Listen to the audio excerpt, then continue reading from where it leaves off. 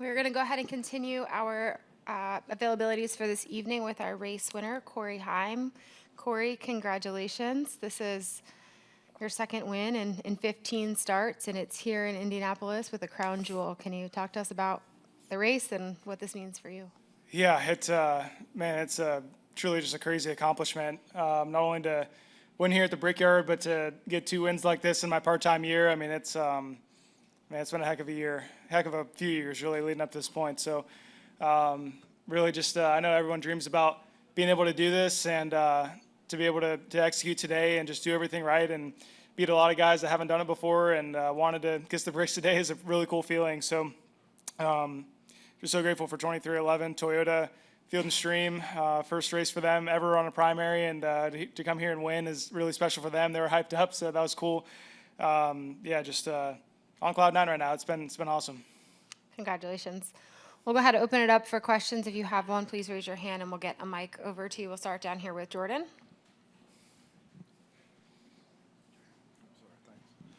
Jordan Bianchi, The Athletic, you have more crown jewel wins or as many crown jewel wins as quite a few notable drivers. How do you comprehend that?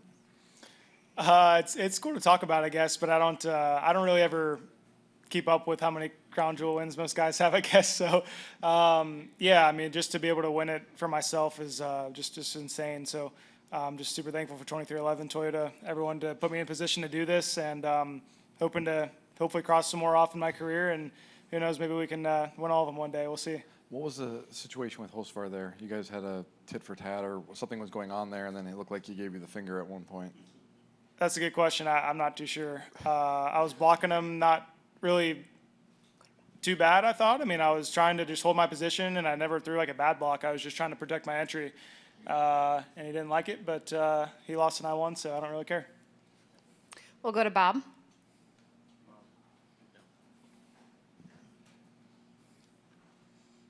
Bob Pockris, Fox Sports. You win a ton of truck races.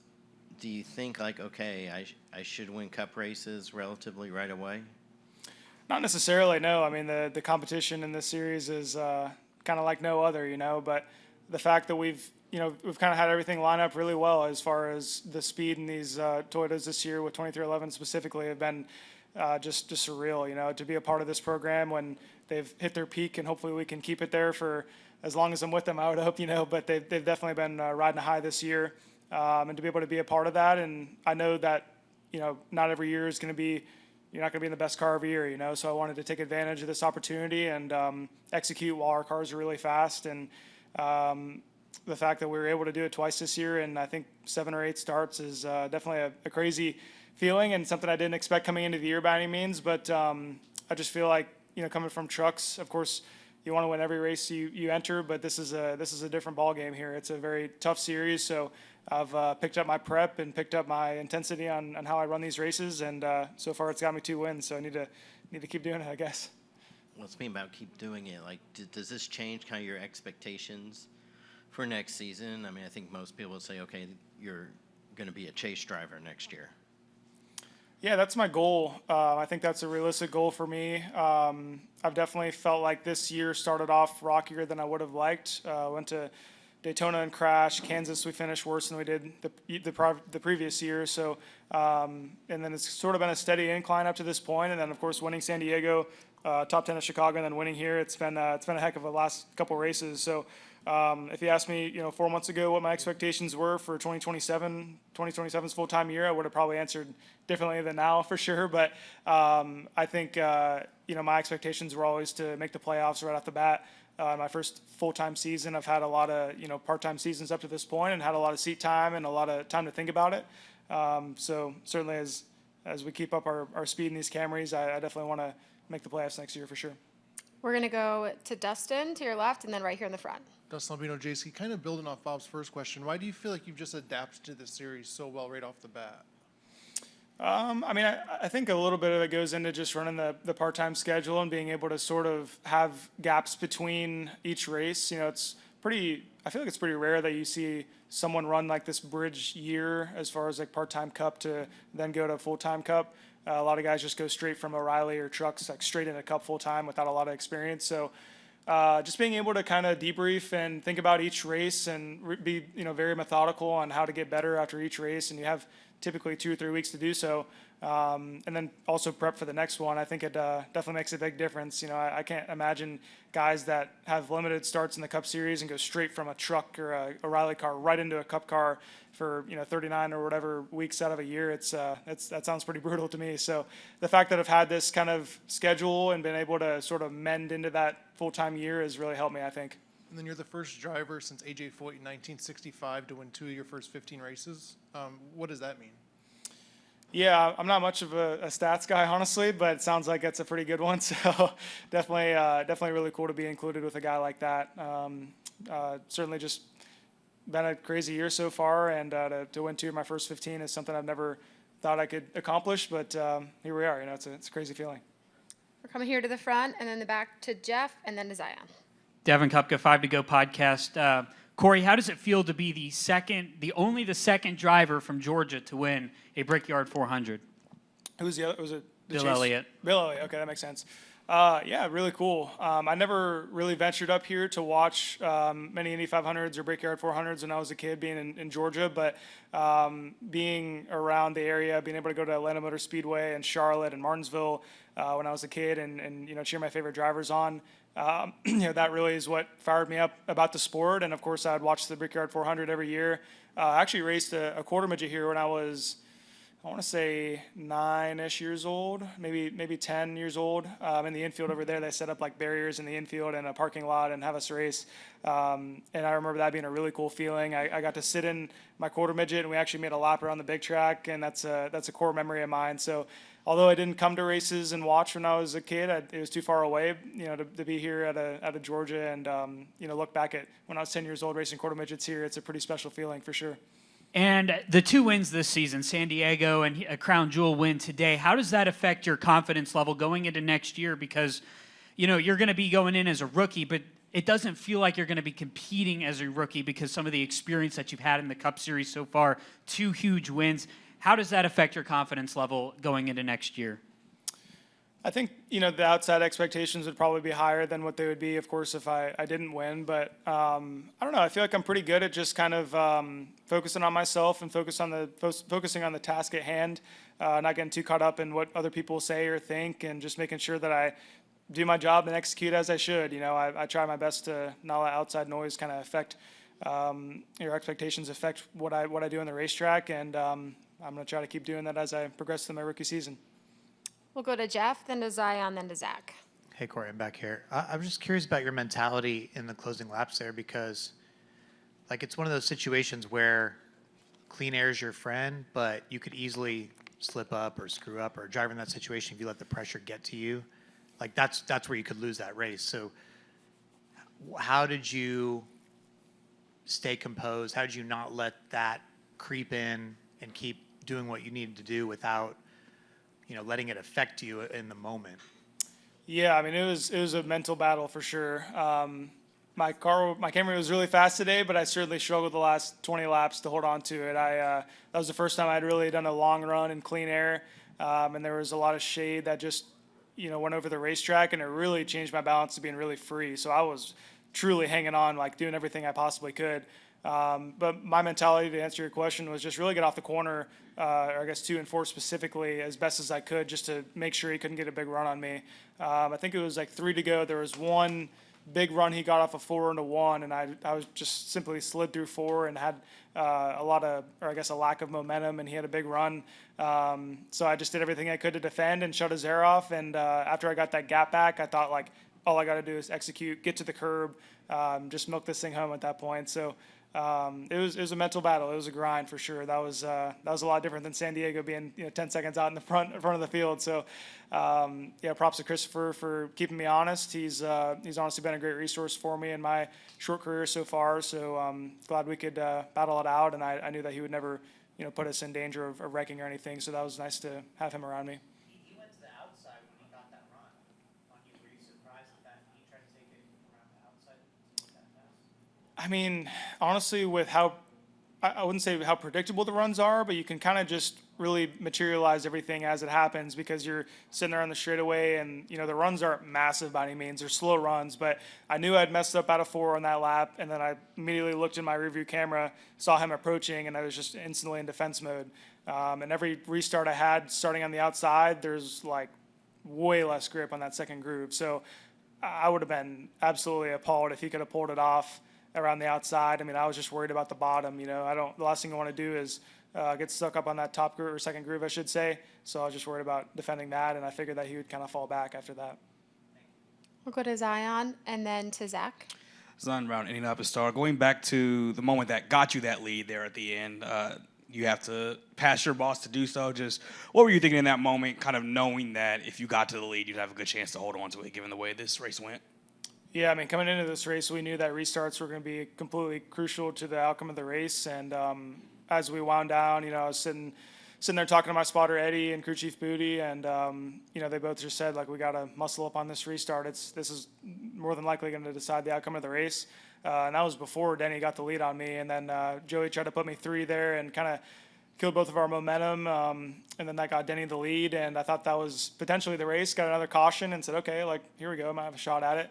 And then Joey gave me a really good push out front. And I was surprised that Denny got through one as good as he did. Like, I thought I sealed the bottom off decent, but he was like on the curb just about and got a really good run. So I had to pull down and block him again. And at that point, I kind of figured I would settle in with the lead there. And then going back to that, you guys' history, is that something you're cognizant of who's behind you and, you know, doing what you can because it's him behind you, or does it not matter in that scenario? It had nothing to do with him.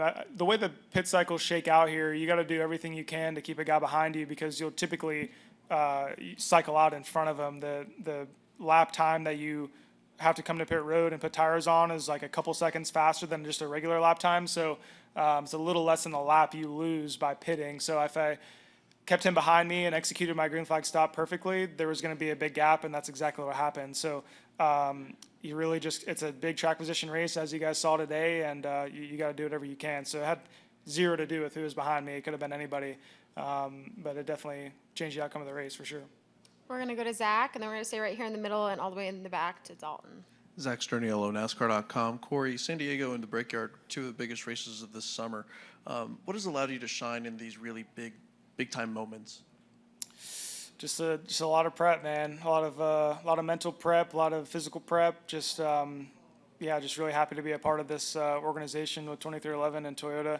They're at the top of their game right now, and once again, you know, talking about what I said earlier, like, if I can just execute and do what I need to do, the cars have so much speed right now that it just speaks for themselves, you know. And I've done a not so great job at some of the races. Like Nashville is one that, you know, sticks out to me. I was probably destined to finish anywhere between 2nd and 5th that race, if not maybe getting lucky on that last restart and winning the race. So that was a tough one. That was like our best shot at having a good run. And ever since then, I've just kind of elevated my prep and game to make sure I don't make these like vital mistakes throughout the race anymore. So just takes 100% out of me, and I'm trying to give it.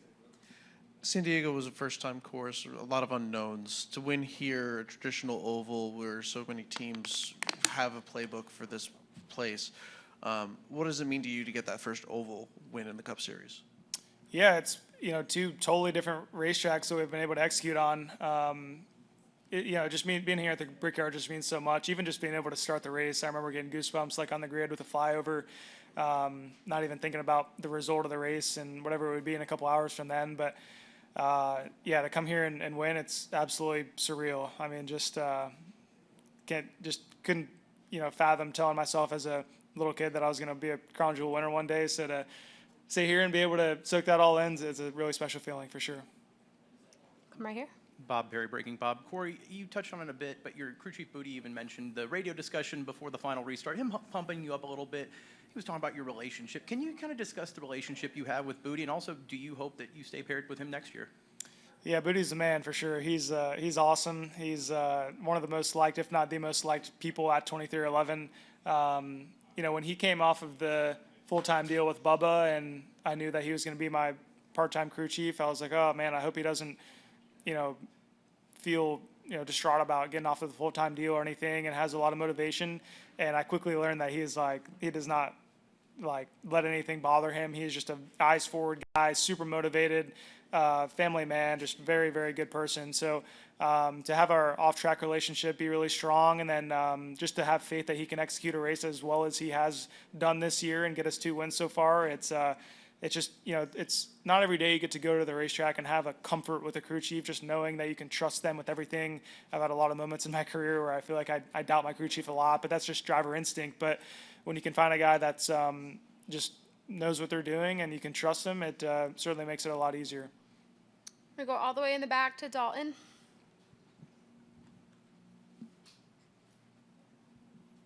Hey, Corey, Dalton Hawks with Front Stretch. A lot of people on social media are already saying they can't wait to see the rivalry between you and Carson next year when you both are full time in this series. Is it too early to consider him? Do you consider him a rival?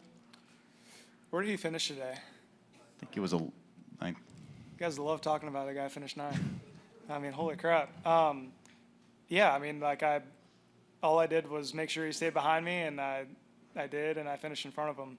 I don't worry about a narrative or a genre. Like, he's got a ton of talent, and he's going to win a lot of races, and I'm focused on myself and trying to do the same. That's really all there is to it. We'll come over here to Jeff. This is somewhat, I feel like I asked you something similar at San Diego, because it's like, I know you believe in yourself and you know you can win these races, and you show up and you're not surprised. But like at the same time, it's like the Brickyard 400, and like there's so many drivers over the years, like talk about Denny, right? Like he's been trying his entire career to win this race. So many guys that like have just done everything they can to try to win this. You've just done it. Like, is there not some sort of like holy shit element to like you sitting up here like, wow, like I cannot believe here I am? Yeah, it's funny you say that. I feel like the biggest, like most, I guess, I don't know what the word is for it. I guess just the most meaningful wins in my career, like have so much build up to it. Like I think about the truck championship last year, like all I did all year was like worry about not winning the truck championship. Every win, and just like, oh, it's great, but I'm worried about the championship. And like that had so much build up behind it that it was like super emotional for me, and like such a big deal for myself just to take a deep breath and say like I finally did it. I finally won a championship, and like took 3 years for me to do it. And this is like so like out of the ordinary that like I had no expectations coming into this to necessarily win the race. Of course, that's everyone's goal. It's my goal, but it's so like just crazy to me that it's like hasn't really like touched me yet. You know what I mean? It's just so out of the ordinary. But no, I know it's going to be a special moment. And I was telling somebody earlier, I feel like as time goes on, I'll be able to appreciate these more and more. Like even myself looking back at San Diego, which was a little over a month ago now. I appreciate it and enjoy it more than I probably did in the moment, just because I can just understand how hard it is to do these things. It's you're competing at the top level, and these guys are all just very, very good. So every time I have a bad race, it's like it makes you really appreciate the wins. It's not easy to do. Are there any final questions for Corey? Take one more down here. How are you going to celebrate the win tonight? That's a good question. I haven't even been able to really think much at all about anything past this moment, but I'm having a good time, so we're gonna figure it out for sure. All right, Corey. Congratulations. Thanks for your time. Thanks, guys.